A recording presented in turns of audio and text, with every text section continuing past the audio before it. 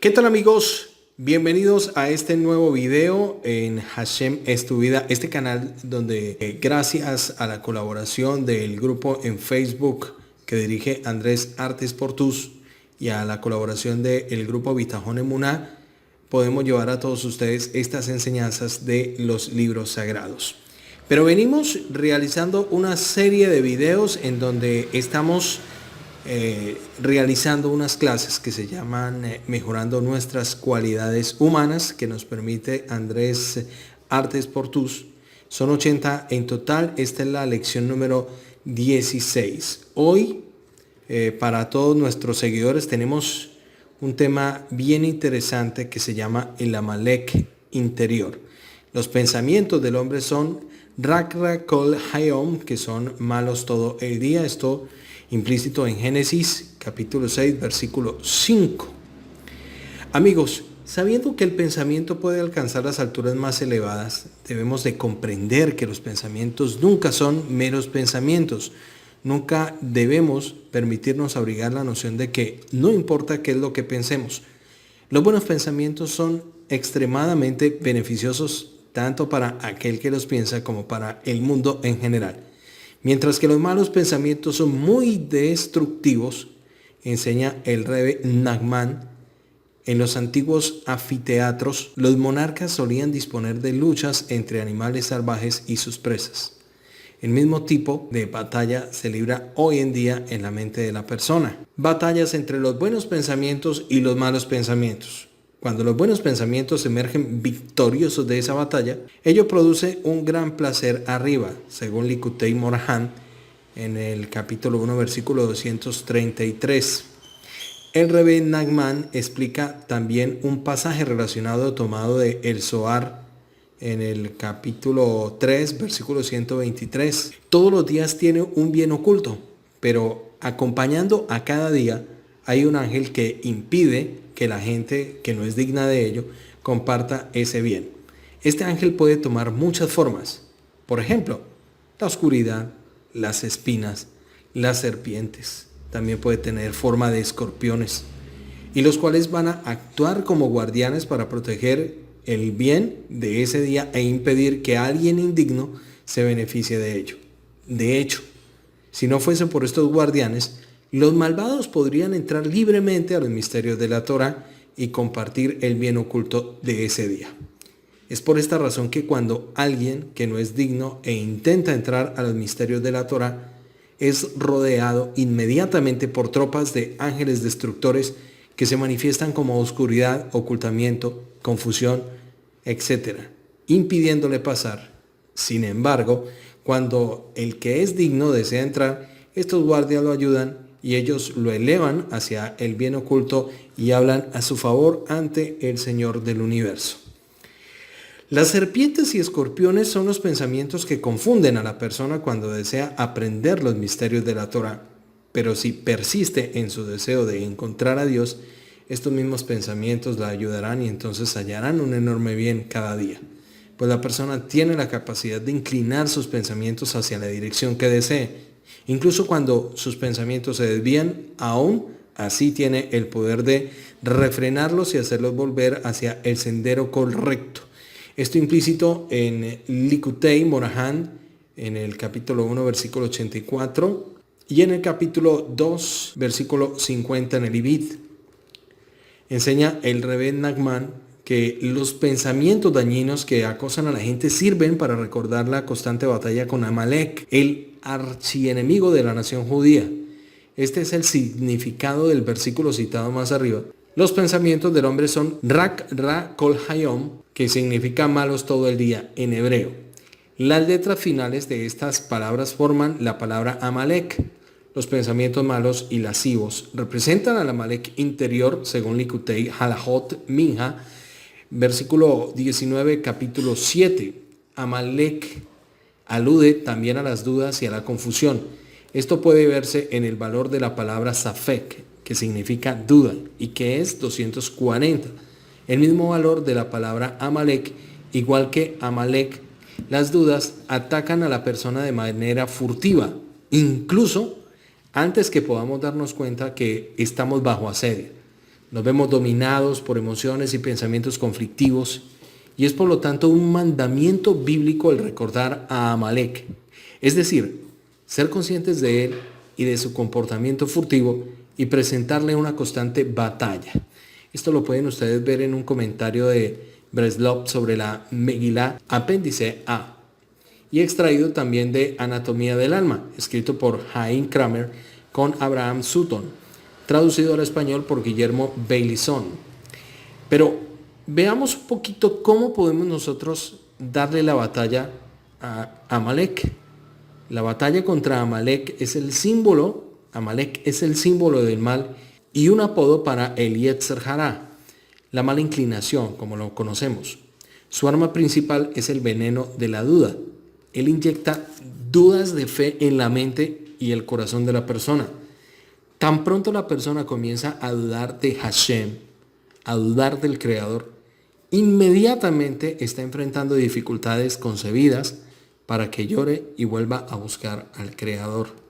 La Torá relata en Éxodo capítulo 17 que los hijos de Israel vencieron a los amalequitas únicamente mediante la fe.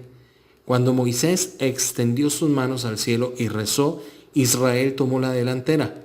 Cuando Moisés bajó los brazos, Amalek tomó la delantera. Hipotéticamente, miremoslo.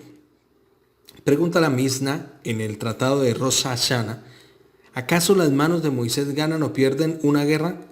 La Misna se autorresponde diciendo, mientras el pueblo de Israel mire hacia arriba con el corazón sometido a su Padre en el cielo, vencerá al enemigo, de lo contrario perderá. Por ende, la conclusión es que Amalek vence a la persona cuando ésta se olvida del Creador. Dios no lo permita. Pero miremos qué significa la mirada hacia el cielo. El Amalek, la mala inclinación de lo que estamos hablando, tratará de destruir la fe de la persona para que no levante su mirada hacia el cielo, porque por medio de la fe el hombre está protegido de la mala inclinación. Cuando se derriba el muro de la fe, Dios no lo permita, la persona está desprotegida e indefensa. Si miramos hacia el cielo y recordamos del Creador, desarmamos a Amalek. Cada vez que la persona sufre, simplemente puede mirar hacia el cielo, elevar una plegaria personal al Creador y pedirle ayuda. No existe plegaria que no sea respondida, pues Hashem está cerca de quienes lo llaman verdaderamente y sinceramente. La fe, cuya manifestación práctica es la plegaria, es la única arma segura contra la mala inclinación y por ello debemos esforzarnos constantemente en aumentar nuestra fe y utilizar el poder de la plegaria. Pero miremos cuál es el propósito de la Torá y los preceptos. El propósito del estudio de la Torá es traer al hombre a la fe. La fe reforzada conduce a una mayor iluminación del alma y mientras más iluminada esté, tendrá mayor capacidad de reconocer a su Creador. Como tal, estudiar Torah y realizar los preceptos con el propósito de llegar a conocer el Todopoderoso, sin motivos ulteriores de beneficio y prestigio personal, es el propósito de la existencia del hombre en este mundo. Pero, ¿nuestro nivel espiritual hasta dónde está? La Gemara, que es el tratado del Pesajim, cuenta sobre Rabí Yosef, hijo de Rabí Yehoshua ben Levi, que sufrió una enfermedad que le produjo muerte clínica. Con la gracia de Dios, Rabí Yosef se recuperó después de que su alma había llegado al umbral del mundo venidero. Su padre le preguntó, ¿qué viste en el mundo espiritual? Rabí Yosef respondió, vi un mundo al revés. Los altos estaban abajo y los de abajo estaban arriba. Rabí Yehoshua ben Levi comentó, viste un mundo claro, en otras palabras, una imagen exacta. Ampliemos el anterior pensamiento. Simple pero profundo.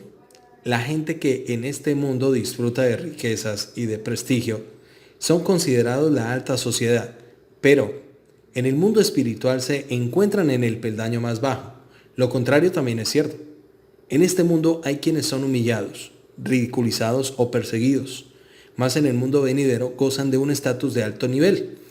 El nivel espiritual del hombre se determina según el grado en que haya desarrollado su fe y exitosamente haya pasado las muchas pruebas de fe durante su permanencia en el mundo material. La fe es la raíz y el fundamento de la vida. El profeta dijo en Habacuc, capítulo 2, versículo 4, y los justos vivirán por su fe. La persona con fe tiene asegurada una vida buena, gratificante y significativa, tanto en este mundo como en el venidero. Nuestro estatus espiritual crece en la medida en que se aumenta nuestra fe. La grandeza e insignificancia. Veamos qué significan estas dos palabras. El profeta dice, la persona ve los ojos y el Señor ve el corazón. En Samuel 1, capítulo 16, versículo 7, en otras palabras, dice, carecemos de la herramienta para juzgar el verdadero estatus de la otra persona. La gente tiende a valorar a los demás según su dinero, sabiduría, si tiene belleza, estirpe. Tales criterios son tan falsos como los inexactos con frecuencia.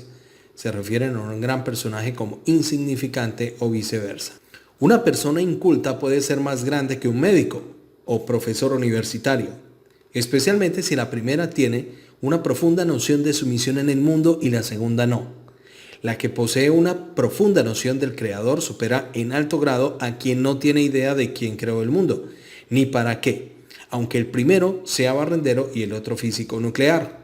El profeta Isaías enseña en Isaías capítulo 1 versículo 3 que la persona que no conoce al Creador está en un nivel espiritual más bajo que un buey, ya que cuando castiga a Israel por olvidar su fe, el buey conoce a su dueño y el asno el establo de su amo. Pero Israel no conoce a su Señor, mi pueblo no comprende. En otras palabras, el buey y el asno están conscientes de quién los sustenta, pero quien ciegamente anda tras una vida de incentivos físicos nunca encuentra a Dios. Miremos la fe desde el punto de la mejor mercadería. Según todo lo explicado en este artículo, el hombre sería muy inteligente si invirtiera el máximo de su esfuerzo en lograr y desarrollar la fe, pues esto es lo más importante del mundo. La Guemará enseña en el Tratado del Shabbat 31 que la primera pregunta que le hacen a la persona cuando se va de este mundo es, ¿hiciste negocios con fe? La interpretación literal de esta pregunta es si el hombre actuó recta y honestamente en los negocios, pero la insinuación es que le preguntan a la persona si se esforzó por adquirir fe, por medio de estudiar la fe, hablar de fe, practicar la fe y buscar la fe. El Zohar enseña que el Creador mueve mundos enteros para que dos personas puedan reunirse y hablar sobre la fe. La fe es la clave para la verdadera felicidad y el éxito en este mundo. Y la única garantía de este éxito en el mundo venidero, sus beneficios son limitados. Dichosa la persona que adquiere la verdadera y duradera fe, según Rav Shalom Arush, extraído de él en el Jardín de la Fe. ¿Cómo nos comportamos cuando somos absorbidos por el Amalek interior y cómo reconocer a nuestro enemigo interno? Soy una persona amable, generosa, altruista. A menos que me sienta cansada, aseveran muchos, el agotamiento nos confunde y saca lo peor de nosotros. La denominación Sahor recuerda y que es misbar a escuchar esa porción que se lee especialmente en el Shabbat anterior a Purim, en donde se nos insiste en recordar lo que el pueblo de Amalek le hizo al pueblo de Israel en el desierto. Amalek es el enemigo que llevamos dentro. Después de escuchar eso, lo primero que intenté fue evadirme. ¿Qué significa Amalek? ¿Vive dentro de mí? ¿Le alquilé un pulmón? Pero después recordé las enseñanzas de nuestros sabios que nos dicen que la clave para entender este concepto estaba dada en el momento en el que el pueblo de Amalek atacó al pueblo judío. Israel había sido testigo de los milagros con los cuales fueron salvados en Egipto. Había visto abrirse el mar frente a sus ojos y comían el maná que Dios le enviaba cada día y estaban protegidos por las nubes de gloria. Sin embargo, en el libro de Éxodo, en Yitro, capítulo 17, versículo 7, el pueblo de Israel se pregunta, ¿acaso está Dios entre nosotros? Amalek presentó batalla contra Israel en el versículo siguiente. Es interesante notar que en el mismo instante en que la duda entró en sus corazones, se hicieron susceptibles de ser atacados y no por un enemigo cualquiera, sino por un enemigo que está dispuesto a destruirse a sí mismo con tal de destruirlos a ellos. Amalek quería manifestar que no existe la trascendencia. Hasta ese momento, nadie se atrevía a luchar contra el pueblo judío.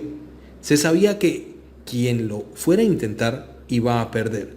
A Amalek no le importó. Solo quería demostrar que el pueblo judío era como cualquier otro pueblo y que no tenía ninguna misión en el mundo. Así que estuvo dispuesto a sacrificarse a sí mismo para demostrarlo. Amalek quería manifestar que no existe la trascendencia. Una guerra para Dios en contra de Amalek de generación en generación, según la Shemot, capítulo 17, versículo 16. El estatus de la declaración de Amalek como enemigo eterno del pueblo de Israel ocurrió en forma dramática, precisamente después de una atrevida campaña que comandó este enemigo contra el pueblo en el desierto. Proclamó Moshe la palabra del Creador del universo. Escribe esto como un memorial en el libro, porque de borrar borraré el recuerdo de Amalek debajo del cielo, según la Shemot, capítulo 17, versículo 14. Esta declaración, que se transformó en un pedido urgente en la sección semanal llamada Kitizá, cuando cuentes, en donde leemos que la obligación de hacer desaparecer a este pueblo recae sobre todo Israel. Y será cuando te haga descansar de todos tus enemigos que te rodean en la tierra. Borrarás el recuerdo de Amalek debajo del cielo. No te olvides de esto. Esto implícito en Devarim, capítulo 25, versículo 19. Ciertamente la Torá nos enseña que esta declaración es urgente, imperiosa y unívoca. No es posible caer en ambigüedades con respecto a lo demasiado. No obstante, al parecer no se relaciona en lo absoluto con los hechos reales que ocurrieron. Todo lo que pasó en aquel día en el desierto fue un intento fructífero de parte de Amalek de luchar en contra de Israel. Este combate duró solo un día, desde la mañana a la noche. Su memorial no quedó grabado en las crónicas de la historia de aquellos días como una contienda de importancia. Desde un punto de vista simple, además del pueblo de Israel, no resultó especialmente afectado con la acción bélica de este enemigo. No obstante, fue precisamente una guerra al parecer irrelevante la que se transformó en una especie de trauma nacional, que no debe ser jamás olvidada. Un enemigo como este, que no logró realizar sus planes, que fracasó y tuvo que huir en retirada, se convierte por este atrevimiento en el enemigo número uno de todo el pueblo. Todas las formas de expresar el odio exógeno, la furia y el desprecio fueron aplicados sobre Amalek, también dentro de los testimonios escritos como en la propia conciencia nacional e incluso el creador del universo que nos prohibió odiar a nuestros torturadores egipcios, a pensar que casi nos destruyeron con sus decretos de exterminio. ¿Cómo se declara? No abominarás al egipcio porque fuiste extranjero en su tierra. Esto implícito en Devarim, capítulo 23, versículo 8. Es él mismo que nos encomienda como precepto odiar y destruir al pueblo de los amalequitas, una guerra constante entre nosotros y ellos. Así también vemos sorprendidos que Dios, habiendo advertido que no intentemos provocar a Edom ni llevarlos a un enfrentamiento armado, así también con pueblos de Moab, Midian, y a pesar de que tenemos todos con ellos una deuda de sangre, fue Él quien proclamó una guerra ininterrumpida, sin treguas y eterna, contra un único mortificador que se define como peligroso, Amalek. Esta guerra estuvo libre de todo tipo de intereses de conquista. No hubo en ella anhelos de extender los límites de un estado. El ataque contra Israel se realizó cuando estaban en el camino, como declara la Torá en Devarim, capítulo 25, versículo 17. En circunstancias en que la única tierra que tenía Israel bajo sus pies era el ardiente y desolado desierto. Faltaron en ella todos los elementos tradicionales de un conflicto bélico contra un enemigo que complota, contra un enemigo que idea planes y estrategias más allá de las fronteras. 5 pueblos separaban, según el testimonio del Midrash, entre la tierra que Amalek tenía bajo su control y entre el lugar que nucleaba a las tribus de Israel cuando salieron de Egipto, según el Ibid. No hubo de parte de Israel ninguna acción hostil. Ellos no hicieron nada que hubiera podido despertar el enojo de Amalek. No había entre ellos intereses encontrados que hubiera podido crear conflictos, sino simplemente que te enfrió en el camino, según el Ibid 18. 400 parasangas, cerca de 2.240 kilómetros recorrió, según el testimonio de El Midrash, solo con el objetivo de poder dañar a Israel, no para manifestar fuerza, ni para probar a los que ahora se están acercando quién manda en la región. En especial si consideramos que en los momentos del combate Amalek optó por la estrategia de herir y huir. Cuando sus víctimas fueron los más débiles del campamento, la Torá nos describe el enfrentamiento de la siguiente manera: y atacó a aquellos que viajaban en su retaguardia y estaban cansados y fatigados. Y agregado a todo esto, nos declara que Amalek no tenía temor de Dios. O sea, no había en este pueblo absolutamente nada que pudiera relacionarse con un valor de tipo espiritual. Se entiende entonces que tampoco la religión o la fe fueron uno de los motivos de este ataque. Frente a todo esto lo expresado, cabe entonces la pregunta: ¿qué fue lo que llevó a este pueblo a dejar la tranquilidad de sus tierras y cruzar el desierto, que le motivó, según el Midrash, a buscar aliados entre el resto de los pueblos para afrontar una coalición bélica contra el pueblo que ahora había obtenido su libertad? En otras palabras, ¿cuál fue la motivación? La respuesta la encontramos en el hecho mismo de la aparición del pueblo judío en la escena de la historia. Amalek sospechó de un peligro inminente que llevaba esta nueva presencia. Le molestó la posibilidad que tribus que fueron esclavas se encuentren de pronto frente a la libertad, que se hayan introducido dentro de los brotes de la revolución cultural. Esta nueva presencia lo podía ser sostenida dentro de un mundo donde Amalek fija normas. La buena noticia que trajo la liberación de Israel y la verdad de la igualdad frente al creador del universo de todos los hombres no le permitió descansar. El mérito que se reveló de pronto en este pueblo adquiere niveles de comprensión y de proyección para circunstancias futuras, siendo que no dieron descanso a Amalek. Trajo además una crítica y profunda a todo el sistema de gobierno y de los conceptos populares de la sociedad.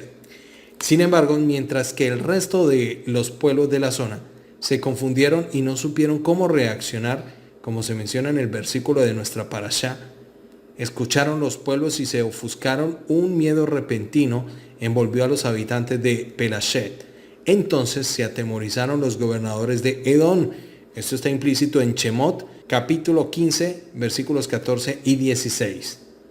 Decidió Amalek luchar con una realidad nueva.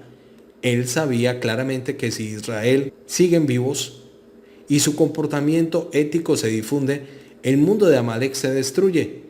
Sus sentidos dieron a entender de que no hay lugar para ambos en el mundo.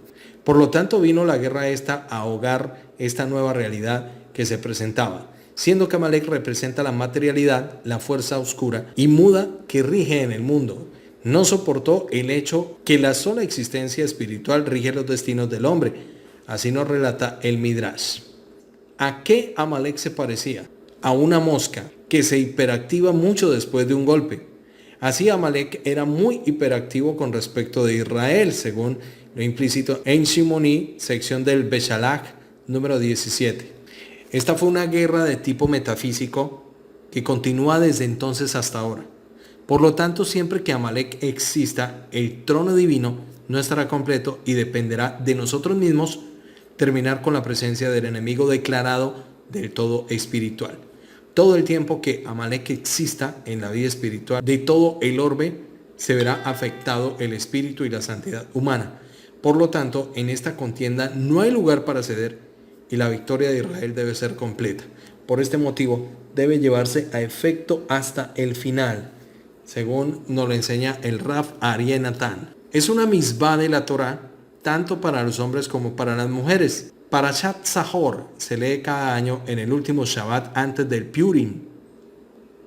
Antes de Purim. Ya que esta fiesta es en memoria de la victoria de nuestro pueblo contra Amán, quien fue un descendiente de Amalek. Cada año uno se cuestiona: ¿quién es ese Amalek al cual tengo que aniquilar? ¿Dónde se encuentra este pueblo? ¿Acaso tengo que ir por todo el mundo para encontrar al pueblo de Amalek y hacer una guerra contra él? La respuesta es la siguiente. Amalek representa la esencia del mal en este mundo, el cual fue creado para ser aniquilado por el ser humano, y el ser humano, por su lado, fue creado para pasar una prueba que consiste en solo dos opciones: o ser aniquilado por el mal, o que el mal sea aniquilado mediante él. Este mismo mal se presenta de muchas formas. Puede ser el mismo instinto malo que existe dentro de cada uno, o tiene lugar, o diferentes clases de desgracias que tienen lugar en el mundo. O también puede haber una aparición en la forma de distintos pueblos que su esencia es el mal. Nuestra obligación es aniquilar a Amalek en todas sus formas y presentaciones, lo que significa que el ser humano tiene que luchar primero contra sus malos instintos. Y como dice el dicho popular, la limpieza comienza por hacerse en la casa de cada uno de nosotros. La naturaleza de Amalek es que con él no existen términos medios, o acaba uno con él o él termina con uno. Por lo tanto, uno debe estar constantemente atento y no dejar que Amalek levante su cabeza. Y esto nos explica por qué cuando la Megilá de Esther son leídos los nombres de los 10 hijos de Amán, los tenemos que mencionar sin respirar en el medio, ya que cuando uno se ocupa de aniquilar a Amalek, no debe descansar ni siquiera para respirar, para que éste no tenga la oportunidad de levantarse de nuevo. Este fue el error del rey Saúl, que dejó vivo a Agag, el rey de Amalek, contrariando la orden divina, a pesar de que, de hecho, el profeta Shmuel lo mató al día siguiente. Sin embargo, la única noche que pasó entre la conquista de Saúl y la acción de Shmuel fue suficiente para que Agag dejara a una mujer embarazada, y de ahí resurgió Amalek nuevamente. Una de las misbot que tenemos en Purim es llegar a un estado de conciencia tal donde no sepamos distinguir entre el bendito Mordejai y el maldito Hamán. Respecto del cumplimiento de dicha misbah, existen varias interpretaciones, y entre ellas la más aceptada es que para conseguir esto debemos emborrachar. Sin embargo, podemos decir que la misbah de diferenciar entre el bendito Mordejai y el malvado Hamán consiste en la obligación de no saber ni reconocer el término medio entre ellos, ya que si tú no acabas con Hamán, Hamán terminará contigo. Entonces luchas por la victoria de Mordejai, el bien en general, y por lo tanto serás bendito. O dejas de luchar por ello y Hamán, el mal en general, es quien va a ganar, y entonces será Dios no lo quiera maldito. El día de Purim, en el cual obtuvimos la victoria contra Hamán, es uno de los días más alegres de nuestro calendario, ya que la verdadera alegría viene únicamente cuando se logra la victoria contra Amalek en sus diferentes presentaciones. El dicho popular que dice, no todos los días es Purim, no todos los días es Purim, es cierto, mientras no acabamos definitivamente con el mal. Sin embargo, cuando esto suceda, festejaremos Purim todos los días del año, según nos lo enseña el Rav Moshe Wallace. Y por último, ¿quién es Amalek? Amalek era un nieto de Eisaf. Su padre fue Elifaz, el hijo mayor de Eisaf, y su madre Timna, la concubina de Elifaz e hija de uno de los príncipes de Seir. Nuestros sabios dijeron, Timna era hija bastarda de Elifaz, pues éste había poseído a la esposa de Seir, y de aquella relación nació Timna. Cuando creció, procuró casarse con uno de los nietos de Abraham debido al gran renombre adquirido entre las naciones. Se acercó a Jacob, pero éste la rechazó a causa de la condición ilegítima. Entonces se dirigió a Elifaz, su propio padre, quien la tomó como concubina. Así, Amalek fue un bastardo proveniente de una madre bastarda. Elifaz se crió en casa de Isaac y fue circuncidado a los 8 días de vida, pues Isaac circuncidó a todos sus hijos mientras su padre vivía. Por eso Elifaz todavía mantenía un cierto grado de decencia. Su hijo Amalek, sin embargo, nació luego de que falleciera Isaac. Por lo tanto, no fue circuncidado y creció bajo el cuidado del malvado Isaac, de quien heredó un odio pertinaz hacia Jacob y sus descendientes. Isaac dijo a Amalek, mucho me he esforzado por aniquilar a Jacob, pero no lo he logrado. Ocúpate de vengarte por mí. Amalek le preguntó, ¿cómo puedo tener esperanzas de prevalecer sobre él? Isaf contestó, haz tuya esta tradición. Cuando lo veas a los descendientes de Jacob tambalear, o sea, débiles espiritualmente, atácalos. Amalek vivió muchos años, vio a Jacob y a sus hijos descender de Egipto, y cuando fueron liberados 210 años más tarde, aún seguía vivo. Cuando los vio esclavizados en Egipto, se dijo a sí mismo, la venganza de mi abuelo Eisab se ha cumplido, pues nunca serán liberados de su esclavitud, y aunque lo sean, yo los estaré aguardando en el camino como un oso depredador y los aniquilaré. Los descendientes de Amalek se multiplicaron como espinas en el campo, se convirtieron en un pueblo, y él infundió en sus corazones un odio implacable y mortal hacia el pueblo de Israel. Al ver a los hijos de Israel saliendo de Egipto, su odio estalló como una llama. Reunió a su pueblo y le tendió una emboscada, y cuando Israel se encontraba fatigado y exhausto, se abalanzó sobre su gente y lo atacó, y vino a Amalek. Esto está escrito en Éxodo, capítulo 17, versículo 8. Amalek, un pueblo que vino para lamer la sangre de Israel. Pero veamos el odio de Amalek hacia el pueblo de Israel. El odio profundamente arraigado que aguardaba a Amalek hacia Israel no tiene paralelo con el de ningún otro pueblo antisemita. Mientras el rencor de las otras naciones se ve ocasionalmente apaciguado, la aversión de Amalek es implacable y constantemente planea nuestra destrucción. Los demás enemigos del pueblo judío son sobornados y se aplacan, pero Amalek no se deja apaciguar con ningún recurso.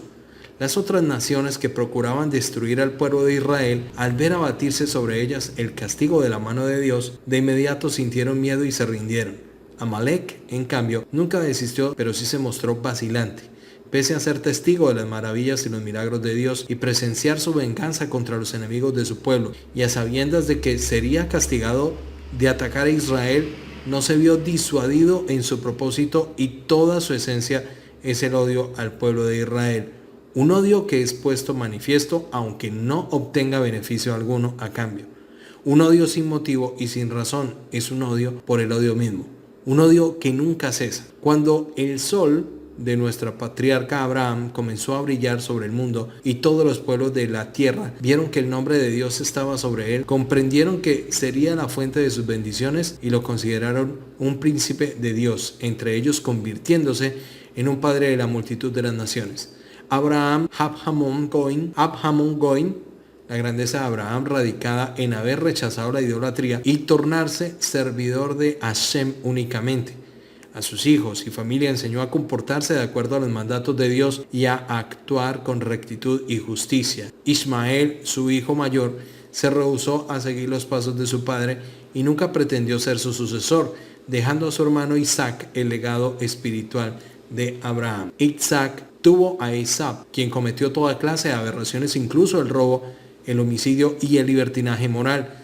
No obstante, quería heredar ambos mundos cuando Dios ordenó que las bendiciones correspondían solo a Jacob, pues su vida era pura y todas sus acciones reflejaban su santidad y su amor hacia el prójimo.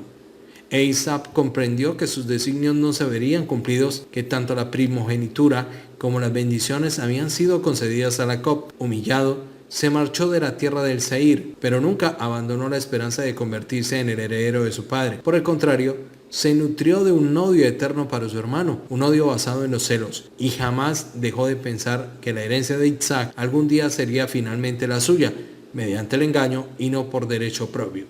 Eisab comprendió que no lograría destruir a Jacob, pues el guardián de Israel no dormía ni duerme, implícito en Salmos capítulo 121, versículo 4. Por lo tanto, ordenó a sus hijos que se hicieran a cargo de su venganza. Algunos de ellos abandonaron la esperanza de lograrlo, ya que se decían a sí mismos: nunca lograremos prevalecer sobre quien es protegido por el Rey del Universo. Nuestros propios bienes nos bastan y no abrigaremos deseo de recibir el legado de Abraham e Isaac, ni sus obligaciones ni sus derechos. Así se apartaron del camino de Abraham e Isaac, eligiendo vidas marcadas por una perversión incesante. Entonces surgió un miembro vil de la familia de Eisab, Amalek, un descendiente de origen despreciable, hijo bastardo y perverso, ruin y degenerado, pérfido y depravado, quien se acercó a su abuelo y le dijo: no temo a Dios, no me avergüenza tu conducta ni la mía, no honraré los actos de los justos, aborrezco a ellos y a sus acciones. Mías son la grandeza y la fortaleza, libraré una guerra contra los hijos de tu hermano, quien ha heredado la grandeza que te pertenece. Lucharé contra ellos de frente y teniéndoles emboscadas, daré muerte a los rezagados y masacraré a sus más grandes figuras, hasta destruirlos a todos por completos. Mientras aún quedaba un vestigio de la decenia de Eisab, y en sus hijos, adquirida la casa de Jacob e Isaac, no deseaban destruir la bondad y el esplendor que habían en el mundo. Pero cuando nació este hijo, la encarnación misma del mal, sin nada de la fuente de la pureza, encontrarnos que y vino Amalek y luchó contra el pueblo de Israel, en Éxodo capítulo 17 versículo 8. Por eso, en el futuro venidero, todas las naciones del mundo que transitaron en la senda del mal abandonarán sus conductas perversas y buscarán protección bajo las alas de la divina presencia de la Shejinah. Pero Amalek, carente de vestigio de la decencia alguna, en quien todas sus acciones están encaminadas a hacer mal, su fin será la desaparición, porque alzó la mano contra el trono de Dios. Habrá la guerra del Eterno contra Amalek de generación en generación. Esto implícito en el Éxodo capítulo 17, versículo 16 en Eliyahu Kitov. Amigos, les agradezco muchísimo que hayan destinado un poco de tiempo para poder ver este video, que es la clase 16 de Mejorando Nuestras Cualidades. Estas clases que las está realizando nuestro amigo Andrés Artes Portus en el grupo Torah, Talmud y Tania, y una mirada al judaísmo que se postean a través de estos dos grupos en Facebook. Yo soy Diego Arturo Rivera Pescador y desde Colombia les deseo a todos ustedes muchísimas gracias. Gracias al grupo Bitajón Emuná que hacen posible que nosotros les llevemos a ustedes estas enseñanzas de la Torah a través de nuestro canal Hashem en tu vida. Recuerde, ábrale el corazón a Hashem. Ábrale el corazón al Creador. Hashem está contigo. Buen día.